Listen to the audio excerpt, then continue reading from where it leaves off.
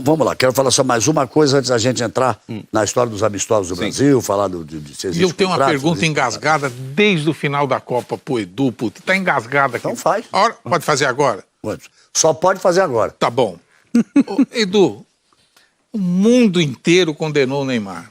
Eu, torcedor da seleção brasileira de 50 anos, fiquei envergonhado com a atitude do Neymar de simular em campo, fazer tudo aquilo que você viu. Que o mundo viu, condenou, virou piada. Tanto vocês da comissão técnica, você especialmente, numa entrevista no final da Copa, uma lamentável frase que eu acho, coitadinho, como é duro sem Neymar. E o Tite, por enquanto, nenhuma culpa no Neymar, só passando a mão na cabeça. O mundo está errado e a comissão técnica está certa? O que está acontecendo? Além do que, o Tite mudou a postura dele, isso é uma pergunta que eu ia fazer. Se ele pode responder pelo Tite, ou se ele não pode também.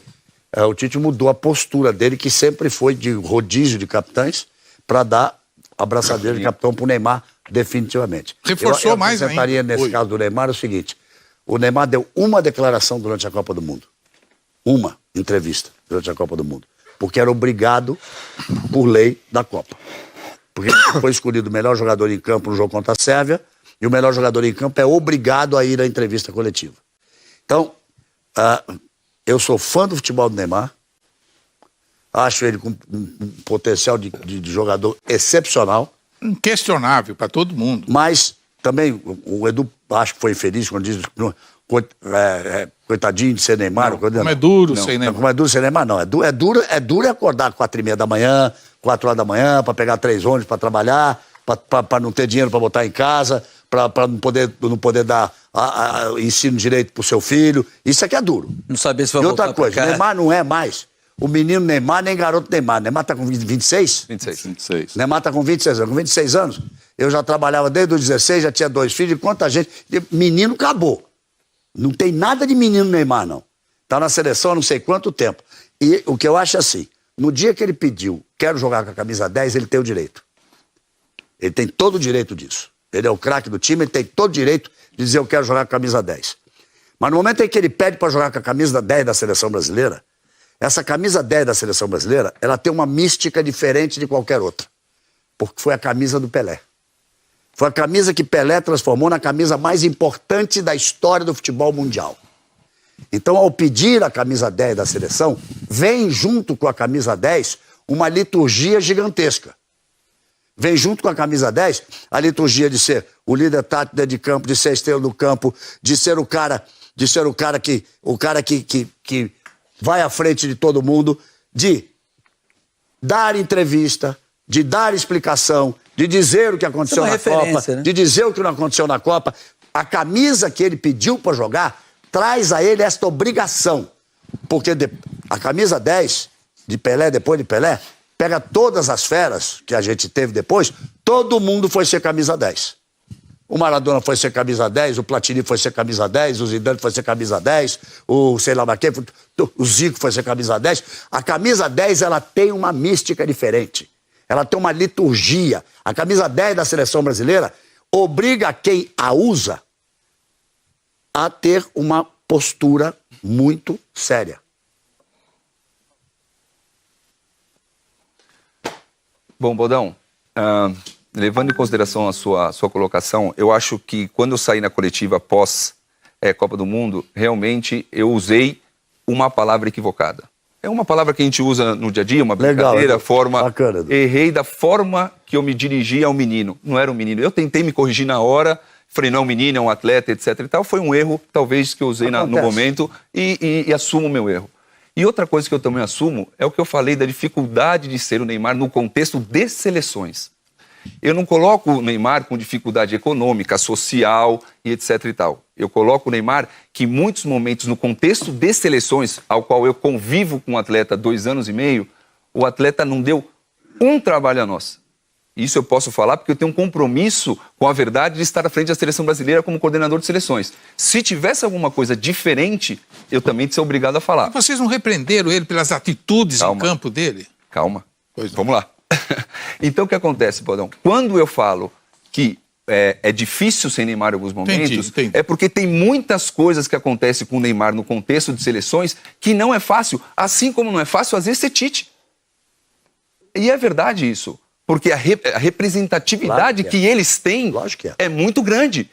E em alguns momentos é difícil. Não que não assuma a responsabilidade. Acho que tem que assumir cada um a sua responsabilidade, porém, eu acredito que ainda não é fácil. Mas pulamos a página.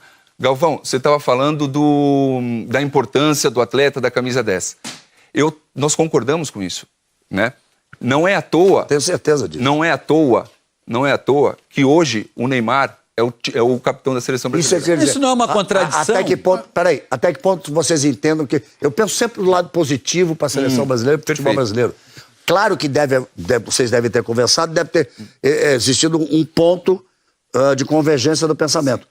Vamos dar essa responsabilidade para ele? É o que acontece. Vai ser bom para ele? É por aí? É isso, Galvão. Na verdade, o Neymar, ele já tinha ou já tem exercido uma liderança dentro do grupo desde o nosso primeiro dia que nós chegamos. Talvez não mostrasse tanto a vocês, mas para nós internamente já se mostrava uma liderança que se aplicava. Percebe-se no dia a dia, né? Acabou a Copa do Mundo, veio um novo ciclo, existiu uma reunião com o Tite, com a comissão técnica, um novo ciclo. Vamos dar a capitania a um atleta que já exerce dentro da seleção uma certa liderança e vamos dar oportunidade para que ele dê um passo à frente, para que ele dê esse passo à frente de assumir as responsabilidades, assumir o tamanho que ele é, assumir dar uma coletiva. E ele está preparado para isso, Galvão. Gostei. Porque o Tite teve uma conversa prévia com ele, entre os dois apenas, que demorou mais de 1 hora a conversa entre os dois. Não sei se vocês sabiam disso, mas teve uma conversa séria com o Neymar. E o Neymar se colocou à disposição para assumir essa responsabilidade. Mas A impressão que a gente tem que ser sempre passar a mão na cabeça do Neymar. Ponto que eu quero saber, se você chegar com o Neymar, está errado o que você está fazendo. O mundo todo está te criticando. Você está exagerando. A gente não sabe se isso foi falado. Não, eu vou falar agora porque vocês vão ver, vocês vão lembrar de um fato, Galvão. Isso foi falado, né? Nós não estamos lá. Não, mas eu vou lembrar um fato importante que vocês vão fazer uma analogia, vocês vão lembrar. Segundo jogo da seleção brasileira, o Neymar tomou cartão amarelo por reclamação. O Tite acabou o jogo, chama o Neymar, chama o Coutinho, individual, conversou com os dois que ele não gostaria que houvesse mais uma vez um cartão amarelo, uma disciplina como aquela. A partir desse momento em diante, não houve mais reclamação. Mas ele não está se referindo a isso, não. Está se referindo ao exagero que o Neymar tinha quando recebeu uma falta. Por exemplo, exatamente. No jogo da Costa Rica, que ele deu um drible seco e o zagueiro foi com a mão e tira ele da jogada, é pênalti clássico, claro. O juiz deu. O árbitro holandês, melhor do mundo, da Europa, um dos melhores da Europa, deu pênalti. Infelizmente, após ele levar aquele toque com a mão, ele deu uma exagerada valorizada na queda, o que provocou a reclamação dos jogadores, porque também era no último minuto, quase nos últimos minutos, e que provocou o segundo árbitro da Holanda, que era o árbitro de vídeo, chamar o holandês para ver na tela. Na hora que ele chama, ele está mostrando para o camarada, assim, olha, o pênalti não foi tão claro assim. Mas não foi claro por causa do toque de mão. Foi que eles acharam que foi uma valorização muito grande. Depois desse jogo, vocês conversaram com ele, por quê? Porque de lá, depois desse jogo... Eu me lembro, Arnaldo, foi quando eu disse que ele continuou encenando. Eu disse que ele teve uma atuação artística digna de um Oscar. Que foi quando os parceiros dele começaram a me xingar, ofender, usar tudo que é nome. Aí depois disso ele continua exagerando, continua valorizando determinadas faltinhas. E aí a crítica era muito grande, a ponto agora do Daniel Alves dar uma entrevista dizendo o seguinte: quando um fala mal, você tem que ficar meio assim. Quando dois falam mal, você fica... Mas quando está todo mundo falando mal, você tem que... Não faltou um pulso forte de vocês, da comissão técnica, junto ao Eu imagino que deva ter tido, sabe por quê? O Edu vai falar, Edu, mas eu imagino que deva ter tido, sabe por quê? Porque o Neymar se apresentou de forma completamente diferente no jogo seguinte contra a Sérvia, foi quando ele foi considerado o melhor jogador em campo, e deu então a única entrevista, porque o melhor jogador em campo é obrigado a dar a entrevista. Eu acho que alguma coisa deve ter acontecido ali, o Edu vai explicar. Não, teve... Claro que teve. Mas a gente não dá para toda hora a gente estar expondo a vocês tudo que acontece. Gostaria. Mas hoje infelizmente, então, nós estamos aqui conversando, eu estou aqui para isso. Acho que é bacana a gente ter essa oportunidade de explicar. Obviamente que nós conversamos sobre todos os assuntos, não só com o Neymar, mas com todos os atletas. Todos os atletas. E o Tite é extremamente cuidadoso com isso, e vocês conhecem muito bem o Tite quanto a isso. O atleta Neymar, ele só jogou a Copa do Mundo por ser Neymar. Porque tudo que ele passou antes disso, eu achei, no meu ponto de vista, foi pouco valorizado também. Porque o atleta fez 2 jogos amistosos apenas, e não completou os 90 minutos dos 2 jogos para disputar uma Copa do Mundo. Teve seu início mais ou menos, foi melhorando de acordo com a competição, e eu achei que nós, na verdade, a comissão técnica, achávamos que eles estavam num crescente muito interessante, que cada dia ele estava apresentando o melhor futebol. Com algumas correções, com algumas conversas, né? Era esperado pela evolução dele depois de tanto tempo que ele ficou parado. Né? Então, no final, nós achamos positiva a participação do Neymar na Copa do Mundo por tudo que ele passou.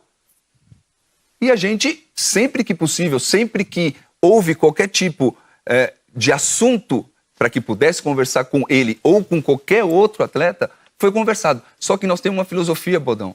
Nós não somos a linha de frente de choque. Nós não somos aquela comissão técnica de dura, de porrada, não. Nós somos mais uma linha talvez mais conservadora, mais de conversa, de trazer para o lado, de explicar e de mostrar. É dessa forma que a gente conduz o nosso dia a dia. Mas, Edu, eu só queria te perguntar, a comissão técnica decidiu colocá-lo como capitão. E aí, no segundo jogo dele como capitão da seleção brasileira, ele já recebeu um cartão amarelo numa partida absoluta, de 5-0. Absolutamente resolvida antes de começar. Era um jogo que já se sabia, a discussão talvez tenha sido... Aí eu quero chegar à seguinte questão. Galvão colocou muito bem, a camisa 10 ela tem uma liturgia. Sim. O Pelé nunca foi capitão na seleção brasileira. Em 70, o capitão da seleção brasileira era o Carlos Alberto Torres. Em 58... o capitão da seleção brasileira era o Bellini, em 62 era o Mauro. Em 94, o Romário era o principal jogador da seleção brasileira e o Dunga foi o capitão. Em 2002, você tinha Ronaldinho, Rivaldo e Ronaldinho Gaúcho. O capitão foi o Cafu. Por que, então, colocar um jogador... Deixa eu só completar dizendo o seguinte, já que você fala do Dunga em 94, o capitão era Ricardo Gomes, que se machucou. Se machucou e aí a abraçadeira... E aí a abraçadeira... Então, não, a abraçadeira foi pro Raí, que saiu, isso. E aí depois foi pro Dunga. E aí... Ela foi pro Dunga depois. E em 90, e depois, o outro que você citou foi o Cafu. Em 2002. O Cafu, o capitão daquele time era o Emerson. Que aí com a contusão... Na véspera, foi cortado na véspera, isso. Quando brincando de goleiro, se machucou. Sim. E ela foi parar no Cafu. Não era do Ronaldo, não era do Ronaldinho, não era do Rivaldo. Como não foi do Didi. Como não foi do Nilton Santos. Então, mas aí, num jogo contra El Salvador... Não é obrigado a dar abraçadeira tecnicamente melhor. Não. Me parece assim, se num jogo contra El Salvador, um jogo decidido, antes mesmo do jogo começar, ele já estava decidido. O capitão da seleção brasileira consegue o que para mim é uma proeza de ganhar um cartão amarelo. É fundamental que esse jogador... Esquece a liderança interna que ele tem lá na conversa. Estou dizendo dentro de campo. É importante que esse jogador seja o capitão da seleção brasileira? Será que ele, por espírito, por temperamento, é esse jogador com esse perfil? Perfeito, PC. O que nós pensamos? Hoje, nós temos um ciclo de 4 anos e meio que nós não tínhamos até o momento que nós assumimos... 4 anos e meio, né? Porque a Copa vai ser no fim do ano, é verdade. Então... Pensando a curto, médio e longo prazo, que eu considero o longo prazo final do nosso ciclo, ou ciclo até a Copa do Mundo, qual é o atleta que poderá estar conosco a maior parte do tempo? Para nós, o atleta que atinge essa curto, médio e longo prazo, para nós é o Neymar. Esse atleta é o atleta que pode estar ou vai estar conosco até o final desse ciclo. Então a gente acredita dar a ele a importância desde já para assumir uma responsabilidade que ele deve dar esse passo à frente, achamos importante. Edu, e foi tomada essa decisão. Por que houve essa mudança? Sempre havia o revezamento, mas por que houve essa mudança agora de ter um capitão? Porque nós fizemos uma reflexão interna. Conversamos bastante sobre o peso de ser bom fazer rodízio ou não. Com o início do novo ciclo, nós conversando internamente junto ao Tite, ele achou pertinente, não, vamos iniciar um novo ciclo com uma mudança. E uma mudança com um capitão. Talvez possa trazer mais benefício do que talvez... E tem mais alguma outra mudança, por exemplo, como a Copa América, não? Vocês se reuniram para ver como é que foi a Copa do Mundo. Isso. Coisas boas e coisas ruins. Isso. O que tem de novo agora para a Copa América que vocês vão fazer? Olha, Maurício, o que a gente discutiu bastante foi que nesse primeiro ciclo que a gente chama de curto prazo, que é até o final do ano, que são 3 convocações que nós temos, nós vamos dar oportunidade de oportunizar o maior número de atleta possível. Não está errado. Então, essa é uma mudança para a gente ter a oportunidade de ver mais atleta. O que eu considero médio prazo é do final do ano até a Copa América.